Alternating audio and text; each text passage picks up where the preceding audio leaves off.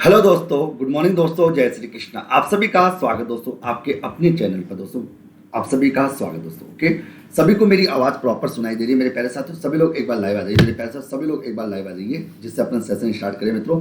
जैसा कि आप सभी विद्यार्थियों को विदित है दोस्तों, मेरे द्वारा कल से एक आप लोगों के लिए इनकम टैक्स के लिए 25 मॉडल टेस्ट पेपर आप लोगों के लिए शुरू किए जा रहे हैं। आज अपना मॉडल टेस्ट पेपर 2 नंबर रहने वाला है जिसके अंदर अपन तैयारी करने वाले। तो सभी लोग दोस्तों एक बार लाइव आ जाइए, फटाफट दोस्तों लाइव आ जाइए दोस्तों, फटाक से दोस्तों अपनी आप लोग एक बार लाइव आ जाइए दोस्तों जिससे अपन बात करें। ओके, सभी लोग एक बार मेरे को कमेंट करके जवाब दे दो कि मेरी आवाज़ आप लोगों को प्रॉपर सुनाई दे रही है।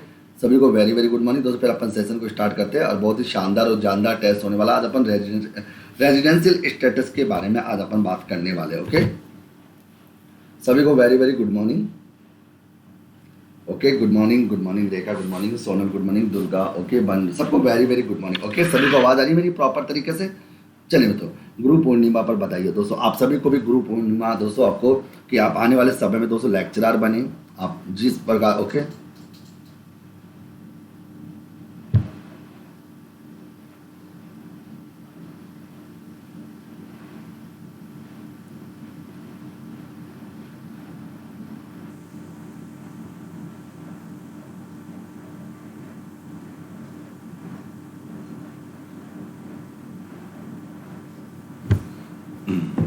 ओके ठीक है, चलें तो आगे तो ओके ठीक है। सभी को देखिए आज अपन बात करेंगे दोस्तों रेजिडेंशियल स्टेटस से संबंधित जितने भी इंपॉर्टेंट प्रश्न हैं उनके बारे में आज बात करेंगे कि रेजिडेंशियल स्टेटस निवासी स्थिति के अंतर्गत कौन कौन से प्रश्न एग्जाम में आते हैं। पहला प्रश्न, करदाता की निवासी स्थिति यानी रेजिडेंशियल स्टेटस प्रत्येक वर्ष में यानी एवरी ईयर्स की बात अपन करें। देखो मित्रों, पहले तो मैं आपको कुछ बातें बता दूं यहाँ पर। आपको देखो, किसी भी करदाता की निवास स्थिति जो होती है उसके रेजिडेंशियल स्टेटस जो होता है मित्रों, वो आयकर अधिनियम 1961 की धारा 6 के अंतर्गत होता है। ओके, एक तो और निवास स्थिति जो है मित्रों वो प्रीवियस ईयर के आधार पर तय की जाती है। यानी प्रीवियस ईयर में उसकी निवास स्थिति को देखा जाता है, यानी प्रीवियस ईयर में उसकी निवास स्थिति को देखा जाता है। सभी को देखो वेरी वेरी गुड मॉर्निंग। जो बातें नहीं अब देखो तो निवास। ओके, बस अपना ध्यान रखना, अपना टारगेट ध्यान रखना। अपने को दोस्तों 100 से ज़्यादा बच्चों का सिलेक्शन नेट और जेआरएफ के अंदर करना है तो करना है दोस्तों। ओके, तो आराम से अपनी पढ़ाई को मजबूत कर दीजिए दोस्तों। मेरी तरफ से कहीं कोई कमी नहीं है, सारा सिलेबस आपका करा दिया और पूरा सिलेबस आपका हो चुका। तो करदाता की निवास स्थिति रेजिडेंशियल स्टेटस का वर्णन दोस्तों एक तो धारा 6 में किया गया, एक तो धारा। दूसरी इंपॉर्टेंट बात है, रेजिडेंशियल स्टेटस हमेशा प्रीवियस ईयर के अनुसार तय किया जाता है कि प्रीवियस ईयर में उसकी निवास स्थिति कैसी है। मतलब वो रेजिडेंशियल है या नॉन रेजिडेंशियल है या ऑर्डिनरी रेजिडेंट है या नॉट ऑर्डिनरी रेजिडेंट है, जो भी स्थिति होगी वो आ जाएगी। तो मित्रों एक बात सुना दोस्तों, ये जरूरी नहीं है जैसे मान लो प्रीवियस ईयर 2019-20 में अगर कोई ए नाम का व्यक्ति अगर मान लो नॉन रेजिडेंट था तो ये जरूरी नहीं मित्रों कि 2020-21 में भी वो नॉन रेजिडेंट है। वो रेजिडेंट भी हो सकता है और नॉन रेजिडेंट भी हो सकता है, ये कोई जरूरी नहीं होता। तो इसका मतलब उसकी स्थिति क्या हो सकती है, बदल सकती है, उसमें कहीं कोई दो राय की बात नहीं है। ओके, और आपके सिलेबस के अकॉर्डिंग मैं बता दूं, धारा 6(1) में, धारा 6(1) में तो दोस्तों किसका इंडिविजुअल का रेजिडेंशियल स्टेटस बताया गया है। धारा 6(2) में दोस्तों एचयूएफ का बताया गया है और धारा 6(3) में दोस्तों कंपनी के रेजिडेंशियल स्टेटस की बात कही गई, जिनके बारे में अपन बात करेंगे।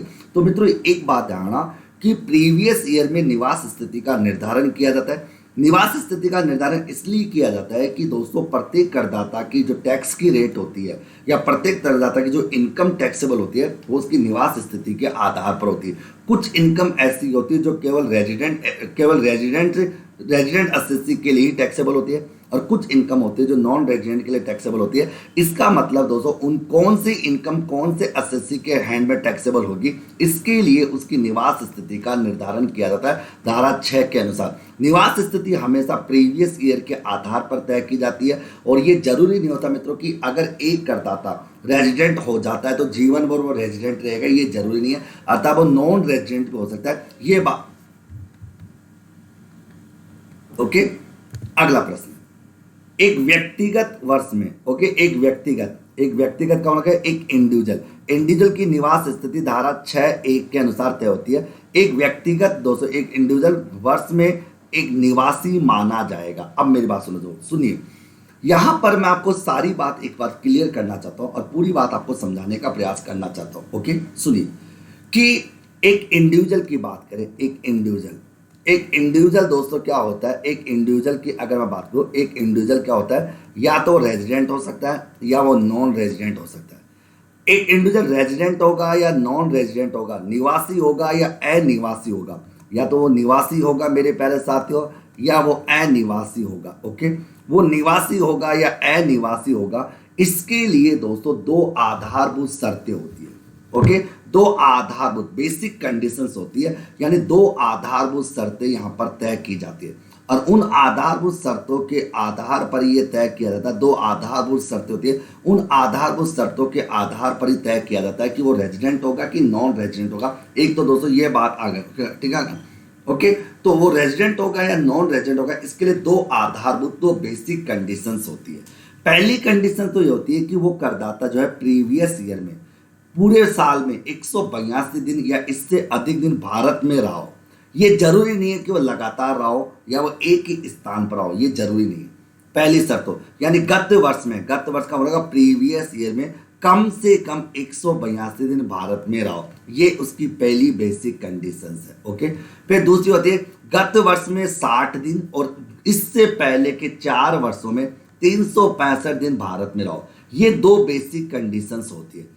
अगर कोई भी इंडिविजुअल इन दोनों बेसिक कंडीशन को पूरा कर लेता है या दोनों में से किसी एक कंडीशन को पूरा करता है, तब तो वो निवासी माना जाएगा। दोस्तों दोनों पूरी कर ले या दोनों से एक पूरी कर लेता है तो उसे निवासी माना जाएगा, अर्थात दोस्तों उसको रेजिडेंट इन इंडिया माना जाएगा। ओके, फिर अगर वो रेजिडेंट है तो उसके लिए क्या होता है कि वो या तो साधारण निवासी होता है या असाधारण निवासी होता है, या तो वो ऑर्डिनरी रेजिडेंट होगा या वो नॉट ऑर्डिनरी रेजिडेंट होगा, तो वो साधारण निवासी होगा या असाधारण निवासी होगा। इसके लिए दोस्तों क्या होता है, दो अतिरिक्त शर्तें होती है। क्या होती है? तो दो अतिरिक्त शर्तें भी होती है। अगर वो दोनों अतिरिक्त शर्तों को पूरी कर लेता है, दोनों अतिरिक्त शर्तों को, दोनों एडिशनल कंडीशंस को अगर वो पूरा करता है, तब तो वो ऑर्डिनरी रेजिडेंट होगा।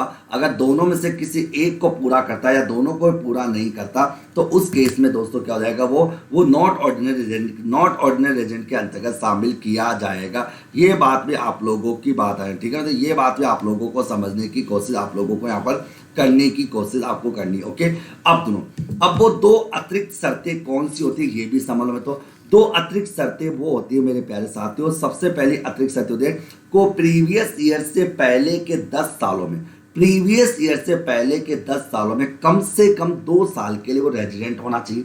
यानी प्रीवियस ईयर, जैसे मान लो मित्रों अभी मैं बात करूं, अभी आप लोगों का प्रीवियस ईयर कौन सा, मान लो प्रीवियस ईयर है दोस्तों, ये 2020-21 आपका प्रीवियस ईयर है। तो इस प्रीवियस ईयर से पहले के 10 सालों में अगर वो किसी भी 2 साल में, कम से कम 2 सालों में रेजिडेंट होना चाहिए। और रेजिडेंट कैसे होगा, जब वो बेसिक कंडीशन को पूरी करता होगा, दोनों को या दोनों से किसी एक को।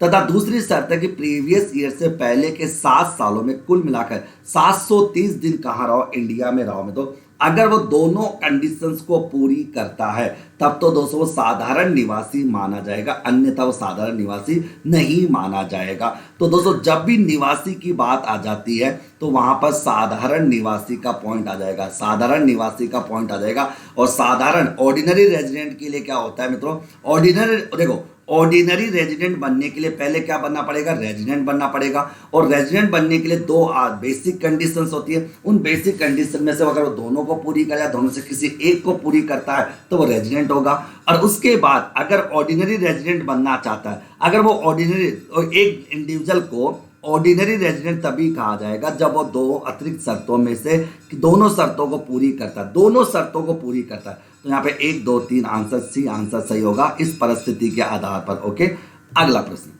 एक भारतीय नागरिक को गत वर्ष भारत में आया, भारत का निवासी बनने के लिए गत वर्ष में कितने दिन रहना अनिवार्य है, ये प्रश्न आप लोगों से पूछा जा रहा है। तो कि एक भारतीय नागरिक की बात आ रही है, तो एक भारतीय नागरिक की बात आ रही है मेरे पास कि एक भारतीय नागरिक को दोस्तों भारत का निवासी बनने के लिए दोस्तों गत वर्ष में कितने दिन भारत में रहना अनिवार्य होगा, बताइए कितने दिन भारत में। तो देखो मित्रों सीधी सी बात है, मैं यहाँ पर एक बात को क्लियर करना चाहूंगा मित्रों। ओके, आगे अब देखो जैसे जनरली क्या होता है मित्रों कि इंडिविजुअल जो होता है, देखो सुनना मेरी बात कानो, एक इंडिविजुअल जो होता है ना, इंडिविजुअल इंडिविजुअल की मैं बात करूं मैं, तो इंडिविजुअल का निवास स्थिति धारा 6(1) के आधार पर होती है। और इसको रेजिडेंट बनने के लिए, इसको रेजिडेंट बनने के लिए क्या होता है, इसको रेजिडेंट बनने के लिए दो बेसिक कंडीशंस को फॉलो करना पड़ता है। इन दोनों बेसिक कंडीशंस को पूरी करने पर, या दोनों में से किसी एक बेसिक कंडीशन को पूरा अगर वो करता है, दोनों बेसिक कंडीशन पूरी करता है या दोनों से किसी एक बेसिक कंडीशन को अगर वो पूरा करता है, तो दोस्तों वो रेजिडेंट माना जाएगा, पहली बात तो।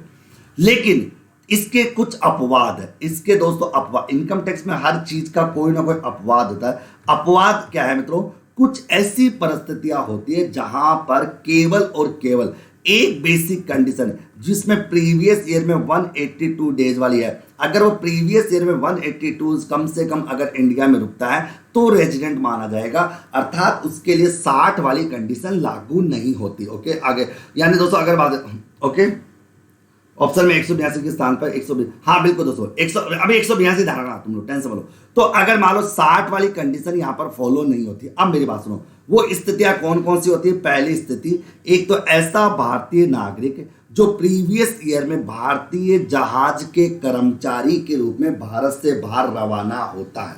सुना मित्रों, ऐसा भारतीय नागरिक, ऐसा भारतीय नागरिक जो प्रीवियस ईयर में भारतीय जहाज के कर्मचारी के रूप में भारत से बाहर रवाना होता है, तो वो रेजिडेंट तभी माना जाएगा जब वो प्रीवियस ईयर में 182 दिन कम से कम भारत में रुकता है, अर्थात उसके लिए 60 वाली कंडीशन, 60 दिन रुकने वाली कंडीशन लागू नहीं होगी। मैंने कहा दोस्तों, ऐसा भारतीय नागरिक जो प्रीवियस ईयर में भारतीय जहाज के कर्मचारी के रूप में भारत से बाहर रवाना होता है, उसके लिए दोस्तों केवल और केवल 182 दिन वाली कंडीशन लागू होगी, 60 दिन वाली कंडीशन उसके लिए लागू नहीं होगी। सेकंड पॉइंट दोस्तों, ऐसा भारतीय नागरिक जो गत वर्ष में भारत के बाहर नौकरी करने हेतु भारत छोड़कर चला जाता है मित्रों, यानी भारत के बाहर दोस्तों भारत छोड़कर नौकरी के पर्पज के लिए चला जाता है, तो उसके लिए भी 182 वाली कंडीशन होगी। अगर वो 182 दिन प्रीवियस ईयर भारत में रुकता है तब तो रेजिडेंट होगा,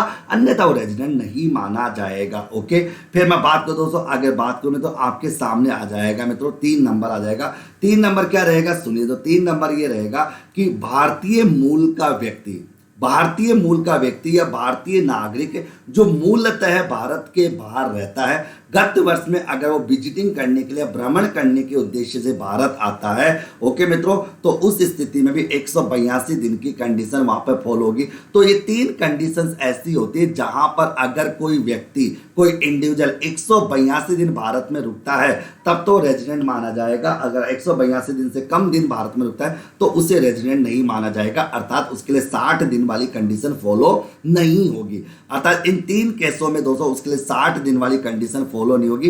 इन तीनों केसों में केवल और केवल 182 दिन वाली कंडीशन ही फॉलो होगी, और 182 दिन के आधार पर ही उसकी निवास और अनिवास स्थिति का पता लगाया जाएगा कि वो निवासी होगा कि अनिवासी होगा। अर्थात प्रीवियस ईयर में 60 दिन और प्रीवियस ईयर से 4 सालों में 365 दिन का फंडामेंटल यहां पर फॉलो नहीं किया जाएगा। ओके, तो ये 3 अपवाद होते हैं। तो यहां पर भी दोस्तों यही पूछा गया कि भारतीय नागरिक जो गत वर्ष में भारत आया है मित्रों, ओके निवास, तो उसके लिए 182 दिन वाली कंडीशन फॉलो होगी। अगर वो कम से कम 182 दिन भारत में रहता है तब तो वो रेजिडेंट होगा, अगर 182 दिन या 181 दिन या इससे कम समय तक भारत में रहता है तो वो रेजिडेंट नहीं माना जाएगा, अर्थात इसके लिए 60 दिन वाली कंडीशन फॉलो नहीं की जाएगी। मतलब कहने का मतलब हो गया, इसके लिए केवल एक ही बेसिक कंडीशन है, अगर उस बेसिक कंडीशन को पूरा करता है तब तो रेजिडेंट होगा, अगर उस बेसिक कंडीशन को पूरा नहीं करता तो रेजिडेंट नहीं माना जाएगा, उसे रेजिडेंट की स्थिति में शामिल नहीं करेंगे। ओके मेरे प्यारे साथ, अगला आगे की बात करें, अगला प्रश्न देखिए, एक व्यक्ति जो भारत का नागरिक है, गत वर्ष में समुद्री जहाज के बेड़े के सदस्य के रूप में विदेश जाता है एवं वह गत वर्ष में भारत में 182 दिन रहा हो, तो वो क्या कहलाए। अब देखो तो, एक देखो भारत का नागरिक है, प्रीवियस समुद्री जहाज के कर्मचारी के रूप में, समुद्री जहाज के सदस्य के रूप में विदेश में जाता है मित्रों के, तो सीधी सी बात है अगर मान लो समुद्री जहाज के कर्मचारी के रूप से भारत से बाहर जाता है तो उसके लिए केवल 182 दिन वाली कंडीशन। ओके, अगर वो गत वर्ष में प्रीवियस ईयर में दोस्तों अगर भारत में 182 दिन रहता है तो उसे निवासी माना जाएगा, वो रेजिडेंट माना जाएगा। सुनना मेरी बात को दोस्तों, अगर यहाँ पर 182 के स्थान पर अगर 181 दिन होता है मित्रों तो उसका आंसर क्या हो जाएगा दोस्तों, अनिवासी हो जाता। वहां पर 60 दिन वाली कंडीशन नहीं देखी जाती, यानी 60 डेज वाली कंडीशन नहीं देखी जाती। मैंने इनकम टैक्स में आपको वैसे सारा पढ़ा रखा है दोस्तों, अब तो मैं आपकी केवल प्रैक्टिस कराने वाला हूं। अगर वो 182 दिन से कम अगर रुकता तो वो अनिवासी माना जाता, अर्थात कहने का मतलब ये हो गया उसके लिए केवल एक ही बेसिक कंडीशन है और उसी बेसिक कंडीशंस के आधार पर उसकी निवास स्थिति का निर्धारण किया जाता है और उसी के आधार पर दोस्तों देखा जाएगा कि वो रेजिडेंट होता है क्या नॉन रेजिडेंट होगा। ओके मित्रों, तो ये बात आपको समझनी है दोस्तों कि कब, तो 3 अपवाद मैं बता चुका है, इसके 3 अपवाद थे दोस्तों। तो अगर वो व्यक्ति भारत का नागरिक है और समुद्री जहाज के कर्मचारी के रूप में अगर वो भारत छोड़कर जाता है तो उसकी निवास या अनिवास की स्थिति का निर्धारण प्रीवियस ईयर में 182 दिन के आधार पर किया जाएगा, अर्थात 60 दिन वाली कंडीशन वहां पर फॉलो नहीं की जाएगी। अगला प्रश्न, भारतीय मूल के श्री इमरान की, ओके, भारतीय मूल के श्री इमरान की, भारतीय मूल के श्री इमरान की निवास स्थान की स्थिति निर्धारित कीजिए जो विगत 10 वर्षों से लगातार प्रति वर्ष 100 दिनों के लिए भारत आ रहा है मित्रों के। भारतीय मूल के, अब मेरी बात सुनो तो यहां पर आ रहा भारतीय मूल के श्री अगर बात हो इमरान की निवास स्थिति का निर्धारण कीजिए जो विगत 10 वर्षों से लगातार, ओके, 10 वर्षों से जो प्रीवियस ईयर के 10 लगातार प्रति वर्ष 100 दिनों के लिए भारत आ रहा है, तो बताओ उसकी निवास स्थिति क्या होगी, उसकी निवास स्थिति किस प्रकार से मानी जाएगी। तो भारतीय मूल के श्री इमरान निवास स्थान की बताइए जो पिछले 10 वर्ष विगत 10 वर्षों लगातार प्रति वर्ष 100 दिनों के लिए भारत आता है, यानी हर साल भारत में कितने 100 दिनों के लिए अगर वो भारत आता है दोस्तों, अगर बात करें तो उस केस में दोस्तों क्या आंसर होना चाहिए बताओ दोस्तों, वो क्या माना जाएगा, रेजिडेंट माना जाएगा, नॉन रेजिडेंट माना जाएगा। ये प्रश्न आप लोगों से पूछा जा रहा है कि वो रेजिडेंट होगा नो, तो दोस्तों उसे अनिवासी माना जाएगा, वो नॉन रेजिडेंट होगा। क्यों? क्योंकि उसके लिए 182 वाली कंडीशन पूरी होती है, 60 दिन वाली कंडीशन उसके लिए लागू नहीं होगी। ओके, तो भारतीय मूल का व्यक्ति या भारतीय नागरिक जो मूलतः भारत के बाहर रहता है मित्रों, ओके, और गत वर्ष में केवल भारत में भ्रमण करने के लिए आता है मित्रों, ओके, तो उस केस में दोस्तों यहाँ पर केवल और केवल दोस्तों वहां पर 182 दिन वाली कंडीशन फॉलो होगी। अगर वो 182 दिन को पूरा करता है तो निवासी मतलब तब तो निवासी होगा, अगर 182 दिन को फॉलो नहीं करता तो वो अनिवासी नॉन रेजिडेंट माना जाएगा। मैं बता चुका हूं। ब्रिटेन के नागरिक, भाई तो नागरिक कहाँ का, ब्रिटेन का नागरिक है दोस्तों, आपके ब्रिटेन का मैं, ओके, ब्रिटेन का नागरिक, तो ब्रिटेन के नागरिक श्री जोसेफ की निवास स्थान की स्थिति निर्धारित कीजिए जो गत वर्ष में लगातार प्रति वर्ष 100 दिनों के लिए भारत आ रहे हैं। तो बताइए मित्रों उनकी निवास स्थिति क्या होगी। अब देखो ये श्री जोसेफ जो जोसेफ है मित्रों, ये एक ब्रिटेन नागरिक है, मतलब भारतीय नागरिक नहीं है। तो इसका दोस्तों भारत में निवासी होने के लिए 2 बेसिक कंडीशंस इसकी होती है। अगर दोनों बेसिक कंडीशंस को पूरी करता है या दोनों से किसी एक कंडीशंस को भी पूरी करता है तब तो वो रेजिडेंट माना जाएगा, अन्यथा वो रेजिडेंट नहीं माना जाएगा। अब सुनिए मित्रों, पहली बात शर्त नंबर 1, वो प्रीवियस ईयर में कम से कम 182 दिन रुकता है, तो बिल्कुल नहीं रुक रहा दोस्तों, 182 दिन तो नहीं रुक रहा।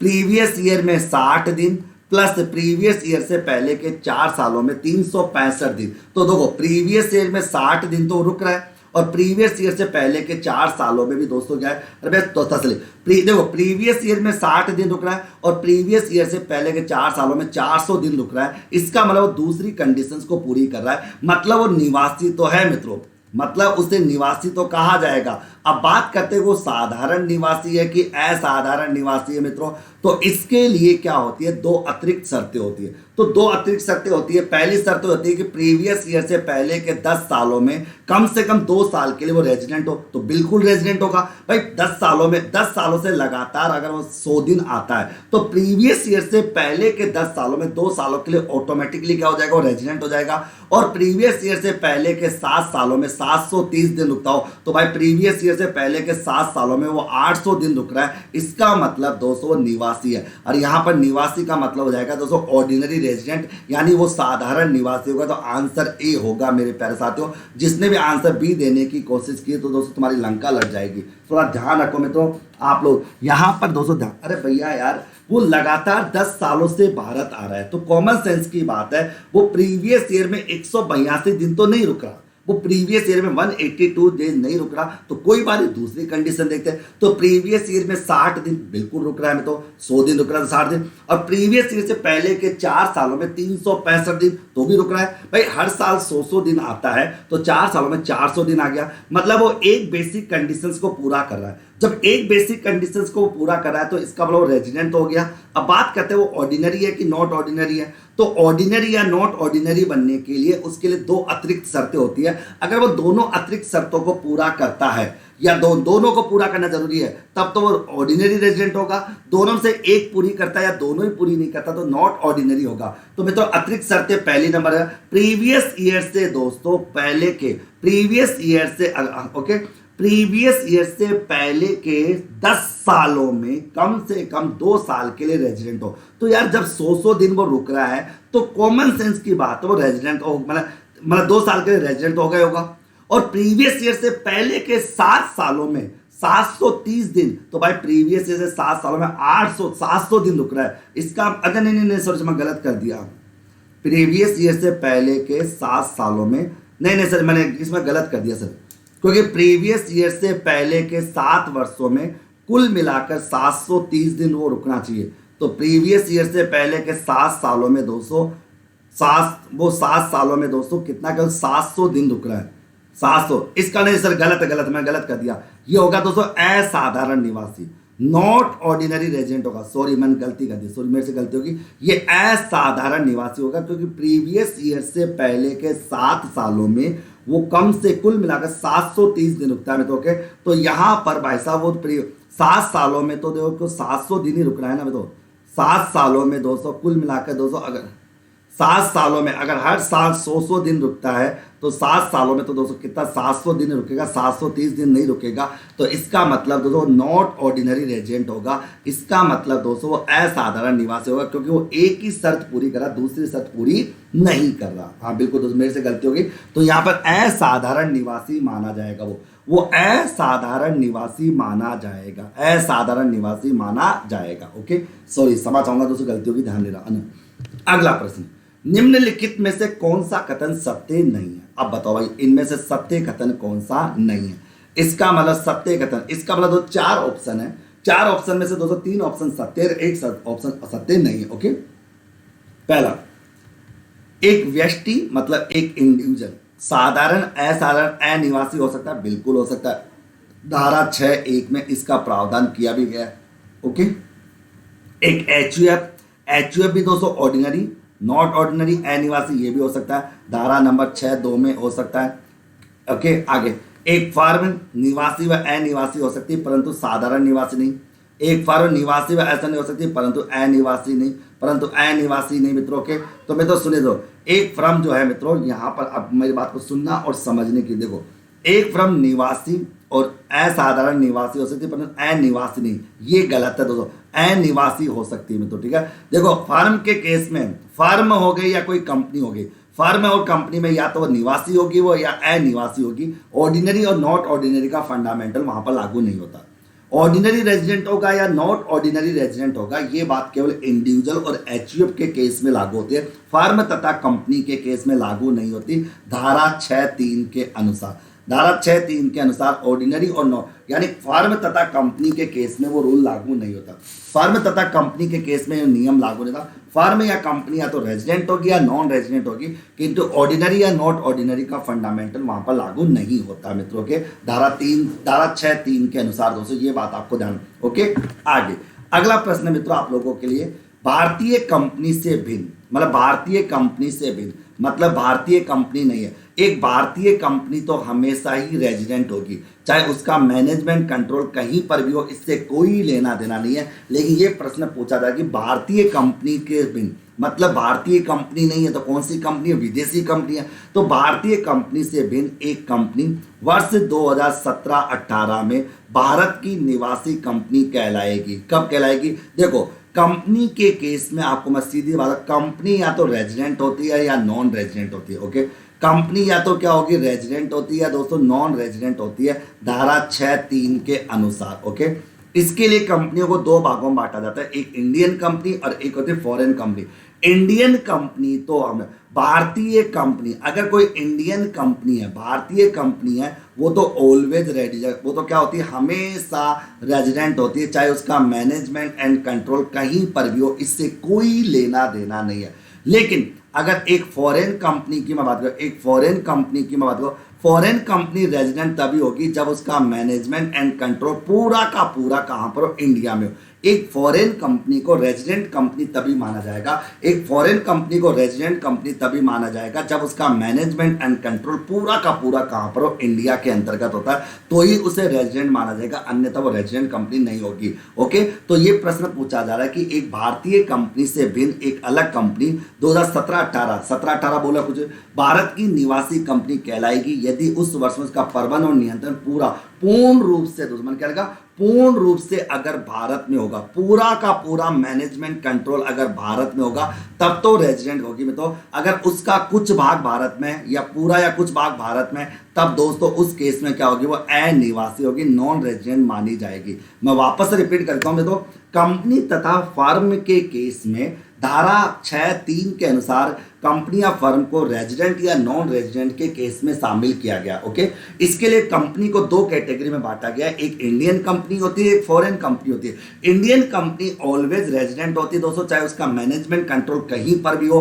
भारत में हो या भारत के बाहर हो, इससे कोई मतलब नहीं। एक भारतीय कंपनी हमेशा की हमेशा, एक भारतीय कंपनी को हमेशा एक रेजिडेंट कंपनी के तौर पर परिभाषित किया जाता है। लेकिन एक फॉरेन कंपनी की मैं बात करूं, एक फॉरेन कंपनी दोस्तों तभी वो रेजिडेंट मानी जाती है जब उसका मैनेजमेंट एंड कंट्रोल, जब उसका मैनेजमेंट एंड कंट्रोल जो है वो पूरा का पूरा अगर भारत में होगा, तब तो वो रेजिडेंट होगी, अन्यथा वो रेजिडेंट नहीं होगी। देखिए मित्रों, आपको बताया दोस्तों, अभी अपना जो नया मोबाइल ऐप है doctor Mukesh Pancholi official mobile app, जिसका लिंक इस वीडियो के नीचे भी मिल जाएगा आप लोगों को। आपको बता दोस्तों, वहां पर आपको कॉमर्स का कंप्लीट कोर्स आपका चल रहा है, तो सारा का सारा कंप्लीट कोर्स आपका वहां पर चलता रहेगा दोस्तों। आराम से पढ़िए, मस्ती के साथ पढ़िए, और इस बार आपको दोस्तों फतेह हासिल करनी है, और मेरे सारे के सारे विद्यार्थी जेआरएफ आने चाहिए मित्रों, क्योंकि आपकी तैयारी जो इस बार है वो इतनी दमदार है जिसकी कोई लिमिट नहीं है। बस अपनी तैयारी को इतना मजबूत कर लो, इतना मजबूत कर लो कि आप लोगों के माइंड से दोस्तों ये आपका जो जेआरएफ है, एक ही घंटे में आपका जेआरएफ निकल जाए, तो ये आपको तैयार करना है। तो क्या आगे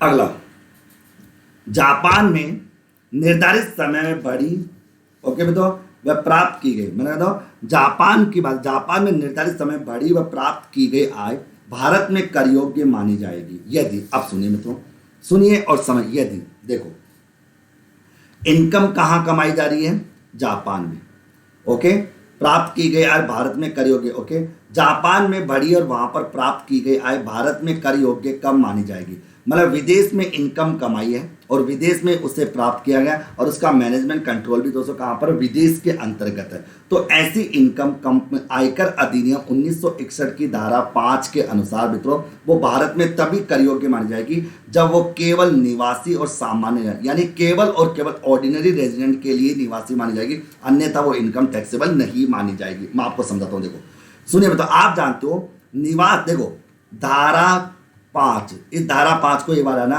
कर योग्य आय, कि कर योग्य आय निवास स्थिति के आधार पर कर योग्य आय, इसके लिए आपने देखा कि निवास स्थिति को 3 भागों में बांटा, या तो ऑर्डिनरी रेजिडेंट होगा, या नॉट ऑर्डिनरी होगा, या वो नॉन रेजिडेंट होगा। अब मेरी बात को सुनना, इनकम को 5 कैटेगरी में बांटा गया। पहली बात, कोई भी इनकम जो भारत में कमा ली है या भारत में कमाने वाले हैं, चाहे उसको कहीं पर भी प्राप्त किया गया हो, वो तीनों केस में क्या होगी, टैक्सेबल होगी, चाहे वो निवासी कोई सा भी हो, चाहे वो ऑर्डिनरी हो, चाहे वो नॉट ऑर्डिनरी हो, चाहे वो नॉन रेजिडेंट हो। मैंने क्या कहा, कोई भी ऐसी इनकम जो भारत में कमा ली है या भारत में कमाने वाले हैं, चाहे उसे कहीं पर भी रिसीव किया हो, वो तीनों स्थितियों में टैक्सेबल मानी जाएगी, चाहे वो व्यक्ति रेजिडेंट हो, चाहे वो व्यक्ति नॉन रेजिडेंट हो, चाहे वो ऑर्डिनरी रेजिडेंट हो, चाहे वो नॉट ऑर्डिनरी रेजिडेंट हो, डजंट मैटर। ओके, दूसरा पॉइंट, मैंने कहा कि कोई भी इनकम जो भारत के बाहर कमाई है या भारत के बाहर कमाने वाले हैं लेकिन उसे इंडिया में प्राप्त किया है तो भी वो तीनों केस में क्या होगी, टैक्सेबल होगी। तीनों केस में टैक्सेबल मानी जाएगी धारा 5 के अनुसार। मैं वापस रिपीट करता हूं, कोई भी ऐसी इनकम जो भारत के बाहर कमाई है या भारत के बाहर कमाई है, भारत के बाहर कमाने वाले लेकिन उसे इंडिया में रिसीव कर लिया है तो तीनों स्थितियों में वो टैक्सेबल मानी जाएगी। ओके, तीनों की तीनों स्थितियों में क्या मानी जाएगी, टैक्सेबल मानी जाएगी। तीनों स्थितियों में क्या मानी, टैक्सेबल की स्थिति में वो आएगी। ओके, यहां तक की बात आप लोगों को समझने की आवश्यकता है। पॉइंट नंबर 3 की मैं बात करूं मित्रों, पॉइंट नंबर 3 क्या कहता है, सुनिए मित्रों आगे। पॉइंट नंबर 3 कहता है कि कोई भी इनकम जो भारत के बाहर कमाई है, भारत के बाहर ही उसे रिसीव किया है लेकिन उस इनकम का मैनेजमेंट कंट्रोल अगर इंडिया में है तब दोस्तों केवल और केवल ओआर और एनओआर के लिए टैक्सेबल होगी, नॉन रेजिडेंट के लिए टैक्सेबल नहीं होगी। मैं रिपीट कर रहा हूं, कोई भी इनकम जो भारत के बाहर कमाई है या भारत के बाहर उसे रिसीव किया है लेकिन उसका मैनेजमेंट कंट्रोल अगर इंडिया में तो वो केवल और केवल ऑर्डिनरी रेजिडेंट के लिए टैक्सेबल होगी, नॉन रेजिडेंट के लिए टैक्सेबल नहीं होगी। चौथा पॉइंट मैंने कहा दोस्तों, कोई भी इनकम जो भारत के बाहर कमाई है, भारत के बाहर रिसीव किया है और कंट्रोल भी भारत के बाहर है तो केवल और केवल ऑर्डिनरी रेजिडेंट के लिए टैक्सेबल होगी। यानी दोस्तों नॉन रेजिडेंट, नॉन ऑर्डिनरी और नॉन रेजिडेंट के लिए वो टैक्सेबल नहीं होगी। एंड लास्ट पॉइंट दोस्तों, प्रीवियस ईयर से पहले की कोई भी विदेशी इनकम जो टैक्स, जिस पर टैक्स नहीं लगा मित्रों, अगर वो इंडिया में लाई जाती है तो किसी के लिए भी टैक्सेबल नहीं होगी। यानी प्रीवियस ईयर से पहले की कोई भी इनकम जो विदेशों से भारत में लाई जाती है दोस्तों तो वो किसी के लिए भी टैक्सेबल नहीं होगी। ये सब बातें दोस्तों आयकर अधिनियम 1961 की धारा 5 में बताया गया। अब आप इस प्रश्न में देख लो, इस प्रश्न में यही तो कहा गया कि भारत के बाहर इनकम कमाई है, भारत के बाहर ही उस इनकम को प्राप्त किया गया और जब क्वेश्चन में कुछ भी नहीं कहा गया तो कंट्रोल भी भारत के बाहर है, यानी वो इस चौथी कंडीशंस के अंतर्गत फॉलो कर रहा है। अब जब वो चौथी कंडीशन को फॉलो कर रहा है तो केवल और केवल दोस्तों, वो केवल और केवल दोस्तों निवासी तथा सामान्य निवासी के लिए कर योग्य होगी और किस व्यक्ति के लिए कर योग्य नहीं मानी जाएगी। मेरी बात बताइए, समझ में आई नहीं? यस या नो मित्रों? ओके, मैंने सारा फंडामेंटल बता दिया। देखो मित्रों, अब ये जो मैं आपके टोटल 25 टेस्ट लेने वाला हूं ना, यकीन मानिए दोस्तों इन 25 टेस्ट में आपकी पूरी इनकम टैक्स का कचुम्बर मैं निकाल दूंगा। इस इनकम टैक्स को दोस्तों मैं हलवा बना के रख दूंगा आप लोगों के लिए और इनकम टैक्स का जो डर तुम्हारे अंदर बैठा हुआ दोस्तों वो डर धीरे धीरे खत्म हो जाएगा। कॉमर्स का कोई भी डर आप लोगों के दिलो दिमाग में नहीं आएगा, ये मेरा वादा है दोस्तों। चाहे कैसा भी सब्जेक्ट हो, चाहे वो मैनेजमेंट अकाउंटिंग हो, चाहे कॉस्ट अकाउंटिंग हो, चाहे टैक्सेशन हो, चाहे आपका डायरेक्ट टैक्स हो, चाहे इनडायरेक्ट टैक्स हो, चाहे स्टैटिक्स हो या ऑडिटिंग हो, कोई भी हो, हर प्रकार के टॉपिक्स को पूरा क्लियर कराया जाएगा। ओके, ऑडिटिंग के टेस्ट मैं आपको ऑलरेडी वैसे खूब करा चुका। अब देखो, वह इनकम जो लंदन में उत्पन्न व प्राप्त की गई है, ओके, लंदन में उत्पन्न की गई है दोस्तों और लंदन में प्राप्त की गई है, भारत में कर योग्य माने। अब देखो कहां पर कमाई है, लंदन में, मतलब भारत के बाहर। इनकम को भारत के बाहर कमाया है और भारत के बाहर ही उस इनकम को प्राप्त किया गया है, तो बताओ कंट्रोल भी कहां होगा, कंट्रोल भी भारत के बाहर होगा, तो वो भारत में कर योग्य होगी केवल निवासी और सामान्य निवासी के लिए, यानी केवल और केवल ऑर्डिनरी रेजिडेंट के लिए टैक्सेबल होगी और किसी के लिए वो टैक्सेबल नहीं मानी जाएगी। क्योंकि मित्रों ये भी पॉइंट नंबर 4 के अंतर्गत आ रही है कि वह आय, मित्रों मैं कह दो, वह आय जो दोस्तों भारत के बाहर कमाई है और भारत के बाहर ही उसे प्राप्त किया गया है मित्रों, वो भारत में कर योग्य मानी जाएगी। कब दोस्तों, जब वो निवासी होगा, तो वो ऑर्डिनरी रेजिडेंट के लिए दोस्तों टैक्सेबल होगी, बाकी और किसी केस। ओके ओके, बिल्कुल दोस्तों। आगे अगला प्रश्न है, करारोपण की दशा निर्दिष्ट करती है। करारोपण का मतलब होता है incidence of tax, incidence of tax, incidence of tax. करारोपण की बात करें, आयकर अधिनियम 1961 की धारा 5 में दोस्तों कहा गया है कि कोई भी कर जो है कौन से व्यक्ति पर, कौन सी इनकम पर टैक्स लगेगा, कौन सी इनकम कौन से व्यक्ति के लिए टैक्सेबल होगी, कौन से व्यक्ति के लिए टैक्सेबल नहीं होगी, ये सब बातें किस बात पर निर्भर करती है। ये प्रश्न है कि कौन सी इनकम कौन से व्यक्ति के लिए टैक्सेबल होगी, कौन से व्यक्ति के लिए टैक्सेबल नहीं होगी मित्रों। ये सब बातें दोस्तों उस कर व्यक्ति के निवास स्थिति के आधार पर डिपेंड करती है, उसके रेजिडेंटल स्टेटस के आधार पर तय किया जाता है, उसकी निवास स्थिति को ध्यान में रखकर यह तय किया जाता है कि कौन सी इनकम किस व्यक्ति के लिए टैक्सेबल होगी और किस व्यक्ति के लिए टैक्सेबल नहीं होगी। ये सब बातें दोस्तों निवास स्थिति के आधार पर, रेजिडेंशियल स्टेटस के आधार पर तय किया जाता है। एक एचयूएफ की बात करें में तो एक एचयूएफ का कर निर्धारण की जब बात करते हैं, एचयूएफ का कर निर्धारण, एचयूएफ की निवास स्थिति धारा 6(2) के आधार पर तय की जाती है। एक हिंदू अविभाजित परिवार की निवास स्थिति आयकर अधिनियम 1961 की धारा 6(2) के अनुसार तय की जाती है कि एक एचयूएफ को दोस्तों रेजिडेंट माना जाएगा या नॉन रेजिडेंट माना जाएगा। उसकी निवास स्थिति जो है वो धारा 6(2) के आधार पर तय की जाती है। ओके, अब बात आती है दोस्तों एक एचयूएफ के लिए, तो मैं आपको पहले क्लियर कर दूं। देखो यहां पर एक एचयूएफ की बात आ रही है। एचयूएफ या तो दोस्तों रेजिडेंट होता है या नॉन रेजिडेंट होता है मित्रों के। अगर वो रेजिडेंट होता है तो दोस्तों या तो वो ऑर्डिनरी रेजिडेंट होगा या वो नॉट ऑर्डिनरी रेजिडेंट होगा मित्रों। अब देखो किसी भी एचयूएफ को रेजिडेंट या नॉन रेजिडेंट कैसे करेंगे, जब एचयूएफ का मैनेजमेंट कंट्रोल पूरा या आंशिक भारत में होता है तब तो रेजिडेंट है। अगर उसका मैनेजमेंट कंट्रोल पूरा का पूरा भारत के बाहर होता है तो नॉन रेजिडेंट है। ओके, एक तो जाएगा।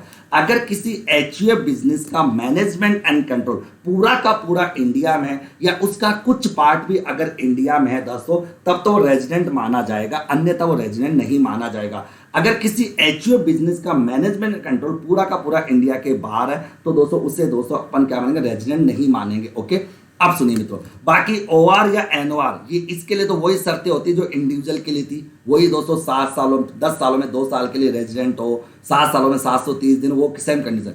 अगर मैं कहूँ तो वो निवासी कब माना जाएगा, जब उसका पूर्णतः या आंशिक नियंत्रण भारत में हो। बिल्कुल दोस्तों वो निवासी माना जाएगा। ओके, उसका कर्ता गत वर्ष 10 सालों में 2 साल के लिए भारत में रहो, बिल्कुल ये भी हो जाएगा। उसका कर्ता दोस्तों 7 सालों में कम से कम 730 दिन भारत में होगा। तो यहाँ पर सभी की सभी कंडीशन है, क्योंकि यहाँ पर निवासी का मतलब हो गया ऑर्डिनरी रेजिडेंट। तो देखो मित्रों, अगर किसी एचयूएफ बिजनेस का मैनेजमेंट कंट्रोल पूर्णतः है या आंशिक रूप से अगर भारत में होता है तब वो रेजिडेंट होता है। फिर रेजिडेंट होगा तो या वो ओआर होगा कि एनओआर होगा। तो ओआर या एनओआर के लिए दोस्तों ये 2 बेसिक कंडीशंस, ये 2 एडिशनल कंडीशन है। अगर वो इन दोनों कंडीशंस को पूरी करता है तब तो वो ऑर्डिनरी रेजिडेंट कहलाएगा। ओके, आगे ओके, तब तो वो ऑर्डिनरी रेजिडेंट कहलाएगा। ओके, तब तो वो ऑर्डिनरी रेजिडेंट कहलाएगा मेरे प्यारे साथियों। ओके, अन्यथा दोस्तों उसे ऑर्डिनरी रेजिडेंट अपन नहीं कहेंगे दोस्तों। तो यहाँ पर वो दोनों कंडीशंस को पूरी करता है। अगर इन दोनों कंडीशंस को पूरी करता है कौन, उसका कर्ता, तब तो दोस्तों वो उसको अपन साधारण निवासी कहेंगे। यानी साधारण निवासी बोल लो मेरे प्यारे साथियों, या उसको ऑर्डिनरी रेजिडेंट बोलो, एक ही बात है। तो डी आंसर आपका करेक्ट हो जाएगा। अगला प्रश्न, प्रीवियस ईयर में, गत वर्षों में।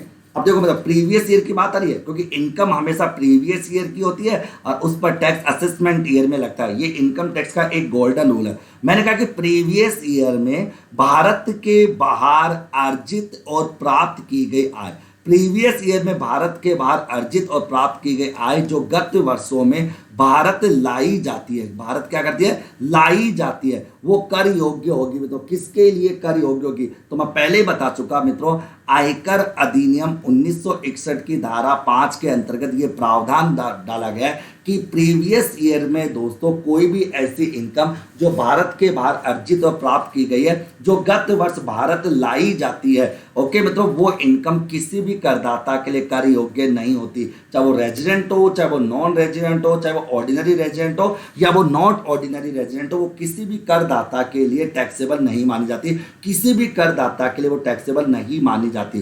तो मैं पहले ही बता चुका, मैं आपको पहले क्लियर कर चुका मेरे प्यारे साथियों, ये बात आपको पहले कि गत कई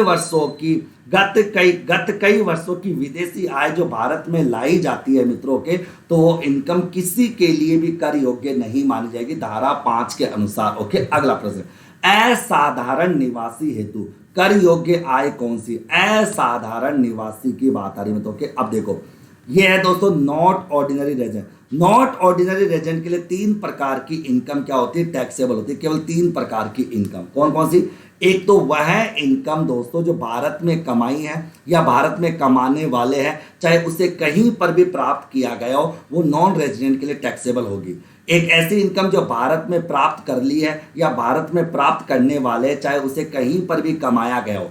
एक ऐसी इनकम जो भारत के बाहर कमाई है और भारत के बाहर उसे प्राप्त किया है, लेकिन उस इनकम पर भारत पर कंट्रोल है, यानी उसका नियंत्रण भारत में होता है। तो दोस्तों ये तीनों प्रकार की जो इनकम होती है वो एक not ordinary resident, not ordinary resident के लिए क्या होती है, टैक्सेबल होती है। मैं वापस रिपीट कर दूंगा मित्रों, देखिए आयकर अधिनियम 1961 की धारा 5 में ये साफ साफ प्रोविजन डाला गया है मित्रों कि एक असाधारण निवासी के लिए 3 प्रकार की इनकम टैक्सेबल होती है। पहली इनकम, भारत में कमाई गई इनकम, चाहे उसे कहीं पर भी प्राप्त किया गया हो, वो असाधारण निवासी के लिए कर योग्य होगी।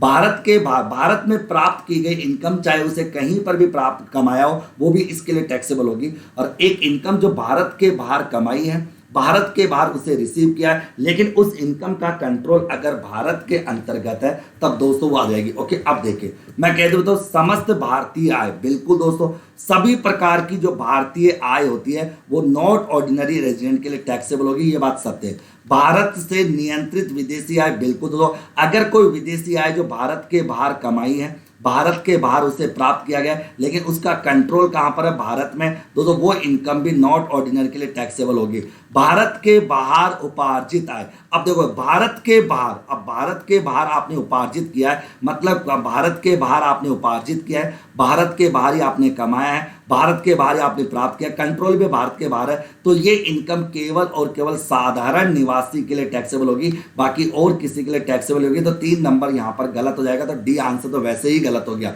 ओके मित्रों, फिर आता है असाधारण निवासी हेतु कोई आय कर योग्य नहीं है मित्रों, ये तो गलत है। तो यहां पर अगर आप देखते हो और समझते हो मित्रों, तो केवल 1 और 2 पॉइंट आपका सही है, बाकी सारे पॉइंट गलत। तो सी आंसर आपका सही होगा, बाकी गलत है मित्रों। मैं फिर बता देता हूं मित्रों कि असाधारण निवासी, नॉट ऑर्डिनरी रेजिडेंट के लिए केवल 3 प्रकार की इनकम ही दोस्तों टैक्सेबल होती है भारत में। एक तो भारत, समस्त प्रकार की भारतीय आय, कोई भी इनकम जो भारत में कमा ली है या भारत में कमाने वाले हैं, कोई भी इनकम जो भारत में कमा ली है या भारत में कमाने वाले हैं मित्रों, वो असाधारण निवासी के लिए टैक्सेबल होगी। कोई भी इनकम जो भारत में प्राप्त कर ली या प्राप्त करने वाले हैं, चाहे उसे कहीं पर भी कमाया हो दोस्तों, वो भी असाधारण निवासी के लिए टैक्सेबल होगी। और कोई भी इनकम जो भारत के बाहर कमाई है, भारत के बाहर उसे रिसीव किया है, लेकिन उस इनकम पर इंडिया पर कंट्रोल है, अगर इनकम पर इंडिया कंट्रोल कर रहा है दोस्तों, तो उस केस में दोस्तों वो असाधारण निवासी के लिए क्या होगी, टैक्सेबल होगी, और किसी के लिए टैक्सेबल नहीं होगी।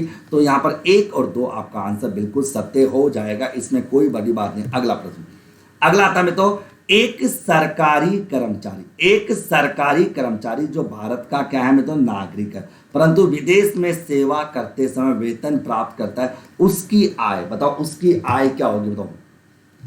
उपार्जित मानी जाएगी, मतलब भारत में उपार्जित मानी जाएगी या नहीं मानी जाएगी?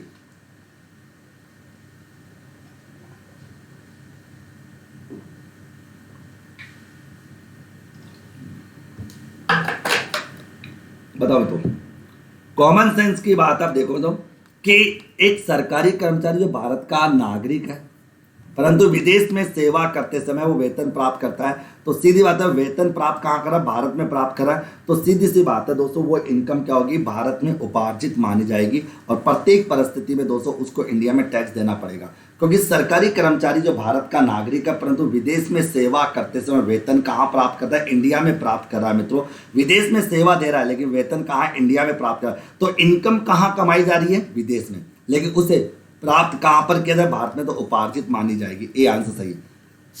निम्नलिखित कथनों पर आपको विचार करना है। ओके, करें विचार। पहला, एक करदाता विभिन्न कर निर्धारण वर्षों के लिए विभिन्न निवास स्थिति का आनंद ले सकता है। बताओ तो ये सही है गलत है? तो ये बात तो बिल्कुल सत्य है भाई। एक करदाता अलग अलग कर निर्धारण वर्ष के लिए अलग अलग प्रकार का हो सकता है, कभी वो रेजिडेंट हो सकता है, कभी वो ऑर्डिनरी रेजिडेंट हो सकता है, कभी वो नॉट ऑर्डिनरी हो सकता है, कभी वो नॉन रेजिडेंट हो सकता है। इसका मतलब एक करदाता, ये जरूरी नहीं दोस्तों अगर वो किसी असेसमेंट ईयर में रेजिडेंट हो गया तो सभी असेसमेंट ईयर में वो रेजिडेंट होगा, ऐसा कोई जरूरी नहीं है, ऐसा कोई रूल नहीं है। यानी एक करदाता जो विभिन्न कर निर्धारण वर्षों के लिए विभिन्न निवास स्थिति का आनंद ले सकता है, तो ये बात बिल्कुल सत्य है, इसमें कोई दो राय नहीं। ये आवश्यक है कि एक व्यक्ति जो भारत में निवासी है उसी कर निर्धारण वर्ष के लिए किसी अन्य देश का निवासी नहीं हो सकता। बिल्कुल, तो ये तो जरूरी है। वो एक समय में एक ही देश का निवासी हो सकता है दोस्तों, एक समय में एक से ज्यादा देशों का निवासी नहीं हो सकता। ये बात भी सत्य मित्रों आगे। जहां भारत में कोई व्यक्ति दिन के किसी एक भाग में रहता है वहां उसे गणना करने में पूरा दिन माना जाएगा, नहीं माना जाएगा। 24 घंटे को दोस्तों एक दिन का समय माना जाएगा। अगर आने का समय और जाने का समय अगर दे रखा है तो 24 घंटे को दोस्तों 24 घंटे को दोस्तों क्या माना जाएगा, एक दिन माना जाएगा। दिन के किसी एक भाग को पूरा दिन नहीं माना जाएगा मित्रों के।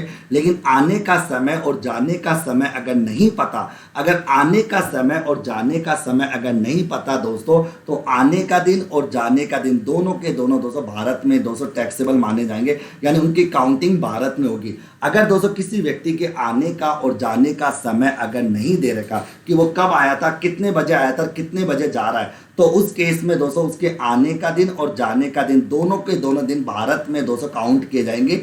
अगर ओके तो दिन के एक भाग को उसे गणना में शामिल नहीं करते, बी आंसर यहाँ पर करेक्ट हो जाएगा। ओके मेरे भाई, तो बी आंसर आपका यहाँ पर करेक्ट हो जाएगा, इसमें कोई दो राय की बात आप लोगों की नहीं। अगला प्रश्न अब आता है दोस्तों, निम्नलिखित कथनों पर आपको विचार करना है। पहला, किसी गत वर्ष यानी किसी प्रीवियस ईयर। दोस्तों अगर आपने मेरे नोट्स नहीं पढ़े तो नोट्स जरूर पढ़ लेना, वीडियो जरूर देख लेना। दोस्तों doctor Mukesh Pancholi official mobile app पर मैंने कंप्लीट आपको इनकम टैक्स पढ़ा रखी है, वहां पर जाकर आप देख लेना। ओके, प्रीवियस ईयर में भारत में प्राप्त आय बिना इस बात का ध्यान रखे कि प्राप्तकर्ता का निवास स्तर क्या है और उस आय के उद्गम का स्थान क्या है, मतलब प्राप्तकर्ता के हाथ में करी होगी, बिल्कुल होगी दोस्तों, इसमें कोई दो राय की बात नहीं है। क्यों? क्योंकि इनकम कहां पर प्राप्त की जा रही है, भारत में। और भारत में जब इनकम प्राप्त कर ली जाती है तो चाहे वो निवासी हो, चाहे वो साधारण निवासी हो, चाहे वो असाधारण निवासी हो, चाहे वो अनिवासी हो, दोस्तों भारत में ही कर योग्य मानी जाएगी। उसकी निवास स्थिति को देखने की जरूरत ही नहीं है मित्रों, क्योंकि इनकम भारत में प्राप्त की जा रही है।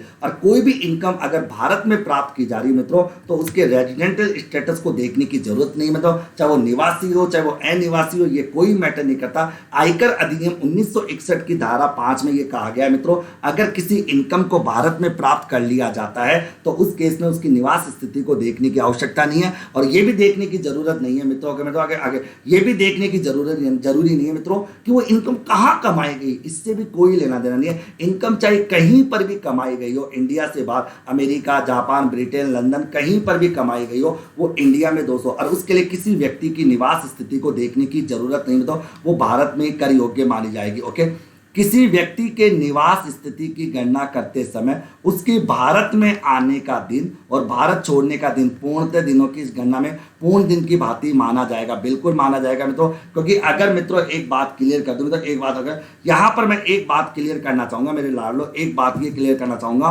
कि निवास स्तर की गणना करते समय उसके भारत में आने का दिन और भारत में जाने के दिन को दोस्तों भारत में काउंट किया जाएगा, ये बात सही है। भारत के सीमावर्ती जल में होना भी भारत की बिल्कुल, अगर भारत की दोस्तों समुद्री सीमा में भी अगर वो रहता है मित्रों, यानी समुद्री सीमा में रहता है, तो भी भारत में उसकी उपस्थिति मानी जाएगी। तो यहाँ पर सारे के सारे पॉइंट बिल्कुल सत्य है, इसमें भी कोई दो राय की बात आप लोगों के सामने नहीं आएगी। अगला आता दोस्तों, आपको बताना कि इनमें से सत्य स्टेटमेंट कौन सा। सत्य स्टेटमेंट की पहचान आपको करनी की, इनमें से सत्य। दोस्तों मजा आ रहा है आप लोगों को, भाई इनकम टैक्स पढ़ते हो, मजा आ रहा ना। इनकम टैक्स का जो हवा आपने बना रखा है तो इसको तो दोस्तों मैं हलवा बना के रहूंगा दोस्तों। 25 या दूसरा टेस्ट है, टोटल लगे 23 टेस्ट और होंगे, 25 दोस्तों क्लास, 25 क्लासों में आपकी इनकम टैक्स को दोस्तों आपको हलवे की भांति कर दूंगा। यानी आपको 25 क्लासों में पूरी इनकम टैक्स का जो डर है, आपके जो 10 प्रश्न एग्जाम में आते हैं दोस्तों, 10 के 10 प्रश्न आपके सही हो जाएंगे। अब बात करें तो इनमें से सही स्टेटमेंट की पहचान करनी है। किसी भी कर निर्धारण पर यानी असेसमेंट ईयर के विभिन्न गत वर्षों में विभिन्न निवास स्तर संभव नहीं है। तो दोस्तों ये बात तो गलत है भाई, किसी भी कर निर्धारण वर्ष के विभिन्न गत वर्षों में विभिन्न निवास स्तर संभव नहीं है। किसी भी कर के विभिन्न गत वर्षों में विभिन्न, हाँ बिल्कुल सही है, सही है, ये सही है, बिल्कुल सही है। एक ये सही है, सत्य ये सत्य में तो सत्य भाई। देखो किसी भी असेसमेंट ईयर के विभिन्न गत वर्षों में भिन्न की बात नहीं है, एक होगा तो या तो रेजिडेंट होगा या नॉन रेजिडेंट होगा, एक ही होगा। एक भारतीय निवासी किसी अन्य देश में उसी कर निर्धारण से निवासी नहीं हो सकता, ये बात है गलत है। तो हो सकता है, क्यों नहीं हो सकता, गलत है मित्रों। एक एचयूएफ परिवार के सदस्यों के परिवार की आय से प्राप्त और उसके हाथ में कर योग्य होगा, ये गलत है। एचयूएफ परिवार की इनकम जो है मित्रों एचयूएफ के हाथ में टैक्सेबल होगी। तो केवल एक पॉइंट सही है, ए आंसर सही है, बाकी गलत है। चेक कर लो दोस्तों। देखो पहला ऑप्शन क्या था, किसी भी कर निर्धारण वर्ष के विभिन्न गत वर्षों में विभिन्न निवास स्तर संभव नहीं है, बिल्कुल सत्य बात है, नहीं है संभव मित्रों। भाई एक बार एक व्यक्ति एक समय में एक ही जगह क्या हो सकता है, निवासी हो सकता है, दूसरे का निवासी नहीं हो सकता। दूसरा ऑप्शन था भारतीय निवासी किसी अन्य देश में उसी कर निर्धारण वर्ष में निवासी नहीं हो सकता, गलत है। क्यों नहीं हो सकता, हो सकता भाई। एक एचयूएफ के सदस्यों को परिवार की आय से प्राप्त और उसके हाथ में कर होगा, ये भी दोस्तों आपका पॉइंट गलत होगा मित्रों के, यहां तक की बात आपकी गलत यहां पर आ जाएगी। क्लियर मित्रों? आगे आगे बात करते हैं अगला पॉइंट, अगले बिंदु की बात करें। अब अगला पॉइंट देखिए, एक्स लिमिटेड एक भारतीय कंपनी है। भारतीय कंपनी ऑलवेज रेजिडेंट होती है, चाहे उसका मैनेजमेंट कंट्रोल कहीं पर भी हो, इससे कोई लेना देना नहीं है।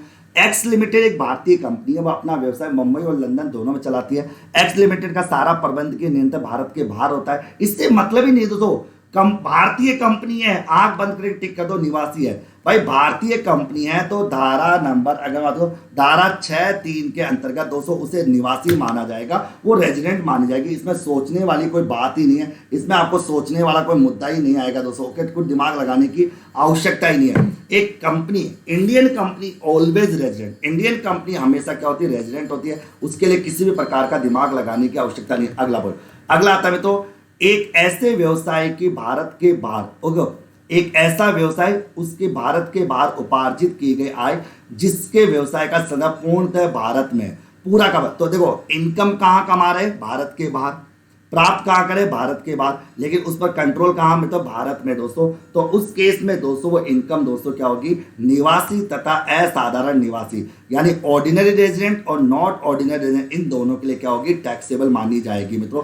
ऑर्डिनरी रेजिडेंट और नॉट ऑर्डिनरी इन दोनों के लिए क्या मानी जाएगी? टैक्सेबल मानी जाएगी। ओके, तो क्या मैं क्लियर में?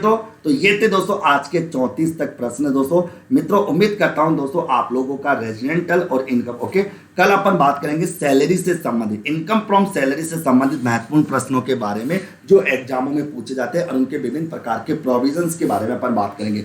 धीरे धीरे दोस्तों आप लोगों की सारी टॉपिक चलते जाएंगे, आप लोगों को टेंशन लेने की किसी भी प्रकार की आवश्यकता नहीं है। टोटल मिला के मैं 25 क्लासें लूंगा मित्रों, और 25 क्लासों में टोटल आपकी 25 क्लास लूंगा, और ये वादा करता हूं इन 25 क्लासों को देखने के बाद आपके 10/10 प्रश्न आपके सही हो जाएंगे, मेरा वादा है। इनकम टैक्स मैंने ऑलरेडी आपको पूरी पढ़ा रखी, इनकम टैक्स के बारे में पूरी बात आपको कर रखी, इनकम टैक्स आपको पूरा मैंने पढ़ा रखा। उम्मीद करता हूं दोस्तों आप लोगों को ये सेशन अच्छा लगा होगा। इसके साथ ही आप लोग जुड़े, अभी 11:15 बजे आपका स्टैटिक्स का सेशन शुरू होगा, स्टैटिक्स का यूनिट नंबर 5 का रिवीजन होगा। तो दोस्तों बिल्कुल बच चुका है मेरे प्यारे साथियों, जेआरएफ अपने को हासिल करना है। इस बार जेआरएफ अपनी मुट्ठी में होगा दोस्तों, और अधिक से अधिक विद्यार्थी कॉमर्स के जेआरएफ हासिल करेंगे। ओके, थैंक यू मित्रों, टेक केयर, बाय बाय, धन्यवाद।